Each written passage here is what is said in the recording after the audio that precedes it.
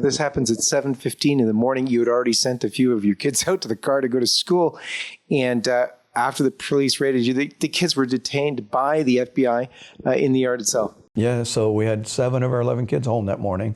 And so I just sent 3 out to the car and was about to take them to our homeschool co-op that we go to, or went to 3 times a week then.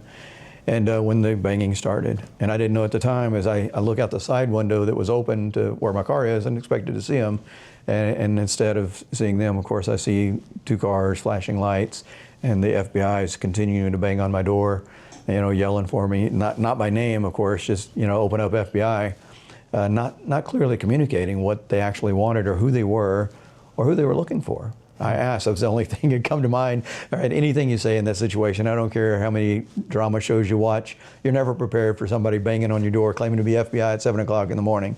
It just doesn't happen. And I'm trying to process this, and I'm like, who are you looking for? That's an obvious thing. Are you at the right house?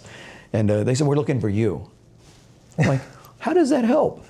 Like, all that does is keep all the power in your hands and doesn't let me know anything to make a decision that might be best for me. And of course, that's part of their training and their motive in that. But it's not right, it's not just, and it wasn't trying to de-escalate the situation. Mm-hmm. They were very willing and to escalate the situation. Incredible. When you opened the door, give us a little bit of that. How did that look like? Where was your family? Was your wife there? Sure. And my wife was back in the bedroom still.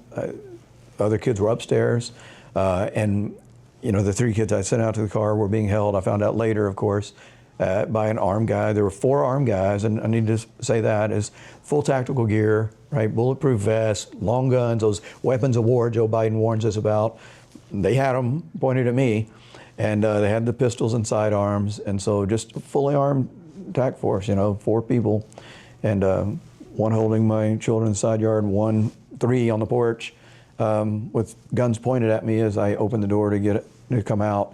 A couple others in the house at various places, most of them upstairs. I think my 16-year-old at the time saw everything and came across the back and told my wife, Mom, the FBI is here, they're arresting Daddy.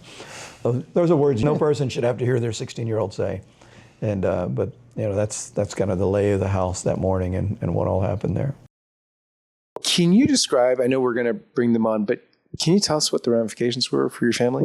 It's yet to be seen in some ways, because it's a long-lasting psychological warfare that they inflicted upon my family. I mean, the immediate ramifications, my kids are curled up in a ball, Dad's kidnapped, they don't know where I am or why I'm arrested. They showed no warrant, they showed no actual identification other than their Velcro badges. So I knew once I was in custody in the car, they showed me the warrant that said it was FACE related, the FACE Act, so I knew it was pro-life. But my wife didn't know, my children didn't know, none of my state representatives, my sheriff, anybody in the state of Tennessee knew where I was for 6 hours. And so that obviously leaves a lasting impact on the children and on our family. We were talking recently, our soon-to-be 4-year-old next week, was her whole life. She was born 2 weeks, 10 days after the event in March. So we were expecting our 11th child during this pro-life event.